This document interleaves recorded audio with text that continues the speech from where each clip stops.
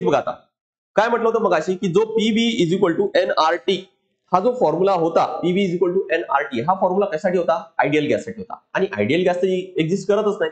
जे एक्झिस्ट करतात ते आहेत कोणते, तर ते रिअल गॅस आहे. मग आता आयडियल गॅस एक्झिस्ट करत नाही आणि आयडियल गॅसचा हा इक्वेशन तर आहे ना, म्हणजे हा सगळ्याच कंडिशन मध्ये हा तर फॉलो करणार नाहीये. मग जे रिअल गॅस आहेत त्यांच्यासाठी काय करायला आपल्याला, आपल्याला हाच फॉर्म्युला थोडाफार काय तर मॉडिफाय करावा लागणार आहे. आणि तो मॉडिफाय कोणी केला, तर तो केलाय कोणी, तर व्हॅन वॉल यांनी. व्हॅन वॉल, आणि त्यालाच म्हणतात काय तर मग व्हॅन वॉल इक्वेशन म्हणायचं आहे. व्हॅन वॉल यांनी केलंय आणि म्हणून त्यालाच व्हॅन वॉल इक्वेशन मध्ये. बघा काय आहे, the real gas shows deviation from ideal gas behaviour at low temperature and high pressure.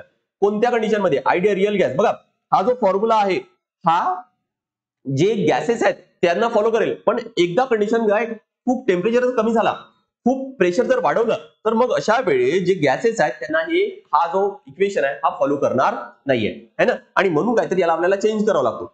Real gas does not obey Boyle's law and Charles law under all the conditions of temperature and pressure. हे already आपण या लॉसच्या वेळेस समजून घेतलेलं आहे. त्यामुळे काय केलं तर बघा, आता व्हॅन वॉलनी याला मॉडिफाय केलं. मॉडिफाय कसं केलं तर बघा, या प्रेशरच्या जागी त्यांनी बघा हा एवढा भाग ठेवलेला आहे ना, P plus A into N by V whole square, है ना. हा प्रेशर जागी म्हणजे हा पूर्ण मिळून काय तर त्यांनी प्रेशर तयार केला. त्यानंतर त्याचा पुढचा जो भाग आहे तो कोणता आहे तर बघा, की या व्हीच्या जागी त्यांनी काय ठेवलं तर या व्हीला म्हणजे या व्हॉल्यूमला त्यांनी मॉडिफाय केलं व्ही मायनस बी एन, है ना. आणि पुढचा जो भाग आहे हा तर सेमच आहे, त्यांनी तसंच ठेवलाय, बरोबर. म्हणजे फक्त हा इकडचा भाग काय तर त्यांनी मॉडिफाय केलेला आहे, है ना. फॉर्म्युला होता काय, PV is equal to N R T, या पद्धतीने, है ना. आता फॉर्म्युला कसा आला, काय आलं, आपल्याला अजिबात डेरिव्हेशन तसंही विचारले जात नाही, आणि त्यामुळे ते काही पाठ करायची गरज नाही. फक्त फॉर्म्युला तेवढा पाठ करा. आणि या पूर्ण फॉर्म्युल्यामध्ये जे अननोन आहेत ते काय तर बघा, पी माहिती आहे, एन माहिती आहे, व्ही माहिती आहे, है ना, आर माहिती आहे, टी माहिती आहे, सर्व माहिती आहे. फक्त माहित नाही ते म्हणजे काय तर ए आहे. आणि ज्याला म्हटलं काय तर व्हॅन वॉल कॉन्स्टंट म्हटले. त्यांनी तो फक्त असं म्हणू आपण की त्या फॉर्म्युल्याचा जुगाड केलाय आणि हे दोन कॉन्स्टंट युज करून त्याच फॉर्म्युला काय तर त्याला म्हणजे जो आयडियल गॅस इक्वेशन होता त्यालाच त्यांनी काय तर मॉडिफाय केले. आणि म्हणून ए आणि बी हे काय झाले तर हे झाले कॉन्स्टंट, ज्याचे व्हॅल्यूज काय असतात तर ते फिक्स असणार आहेत. यालाच म्हणतात काय तर व्हॅन वॉल कॉन्स्टंट म्हटल्यात. मग आता हे जर फिक्स आहे तर त्याचे युनिट पण असणार आहे ना. युनिट काय तर बघा, की ए स्मॉल ए ची युनिट काय तर pascal, metre raise to power 6 आणि मोल रेस टू पॉवर -2. किंवा मग या ठिकाणी दुसरं काय लिहिता येईल तर आपल्याला atmosphere DM6 mole raise to power -2, किंवा मग atmosphere litres raise to power 2 आणि मोल रेस टू पॉवर -2. आणि बीचं युनिट काय तर लिटर मोल इन्व्हर्स आणि किंवा मीटर क्यूब मोल इन्व्हर्स असं आपल्याला म्हणता येईल. ठीक आहे. इथं एक थोडंफार लक्षात ठेवता येईल की ए बघा, ए म्हणजेच काय आहे तर पास्कल म्हणजे काय तर प्रेशर आहे. मीटर क्यूब म्हणजेच काय तर हा व्हॉल्यूमचा काय तर स्क्वेअर आहे ना, कारण व्हॉल्यूमचा युनिट आहे काय तर मीटर क्यूब आहे. इथं आहे काय तर मीटर रेस टू पॉवर 6 आहे, त्यामुळे काय म्हणू आपण व्हॉल्यूमचा स्क्वेअर आहे. आणि मोल इन्व्हर्स आहे म्हणजे काय तर नंबर ऑफ मोल्स आणि रेस टू पॉवर -2 असा आपल्याला एचा फॉर्म्युला आहे. फक्त गरज काय आहे की या प्रेशर जागी प्रेशरचा कोणता युनिट ठेवा, व्हॉल्यूमच्या जागी व्हॉल्यूमचं कोणतं युनिट ठेवा, लिटर ठेवा किंवा मीटर क्यूब ठेवा किंवा डीएम ठेवा, है ना, तरी पण चालेल. आणि नंबर ऑफ मोल्स जागी मग काय तर जनरली मोल्सच ठेवला जातं, है ना. त्याचा एकच युनिट आहे त्यामुळे तो काय ना तो मोलच येणार आहे. त्यामुळे इथं mole raise to power -2, mole raise to power -2, mole raise to power -2 हा चालेला आहे.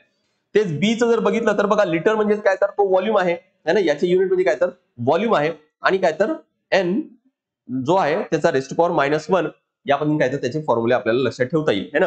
फक्त बघा हे युनिट जे आहेत हे चेंज होऊ शकतात. फक्त तुम्हाला एवढंच लक्षात ठेवायचे, ए आणि बी जे मी लिहून दिलेलं आहे ना ते फक्त लक्षात ठेवा, त्याचे फक्त युनिट्स तुम्हाला पाठ असायला पाहिजे. ठीक आहे. तर या पद्धतीने आपण जो गॅस लॉज आहेत ते सगळे काहीतरी इथं कव्हर केले. त्यानंतर आयडियल गॅस काय, रिअल गॅस काय, तो पण कॉन्सेप्ट काय तर समजून घेतला. आता बघू की नेमकं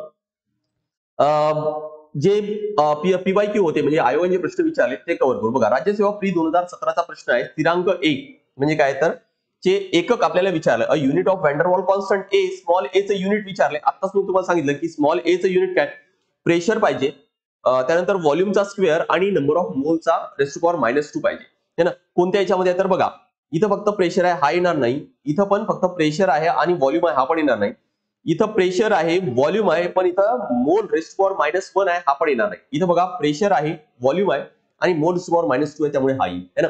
कदाचित तुमचे इथं हे मॅच होत नसतील, पण तुम्हाला काय सांगितलं मी, हे चेक करायचंय की ए म्हणजे काय तर प्रेशर, व्हॉल्यूम आणि मोल्स यांचं मल्टिप्लिकेशन असणार पाहिजे. त्याचा घातांक आहे, पॉवर आहे, तो पण काय तर फिक्स तसंच असायला पाहिजे. तसंच बी म्हणजे काय तर व्ही आणि काय तर नंबर ऑफ मोल्स किंवा मोल इन्व्हर्स यांचाच गुणाकार तो असायला पाहिजे. ठीक आहे. तर या पद्धतीने हे प्रश्न सॉल्व्ह करायचे आहेत. कॉन्सेप्ट समजून घ्या आणि आयोग कसे प्रश्न विचारतात ते समजून घ्या. युनिट आयोगाने मुद्दामून चेंज केलेले आहे तिथं. जी शाळेच्या पुस्तकात दिलेत बघा, इथे दिले शाळेच्या पुस्तकात दिले ते युनिट दिलेलं नाही. तुम्हाला कॉन्सेप्ट माहिती असेल तर आन्सर मार्क करता येतं.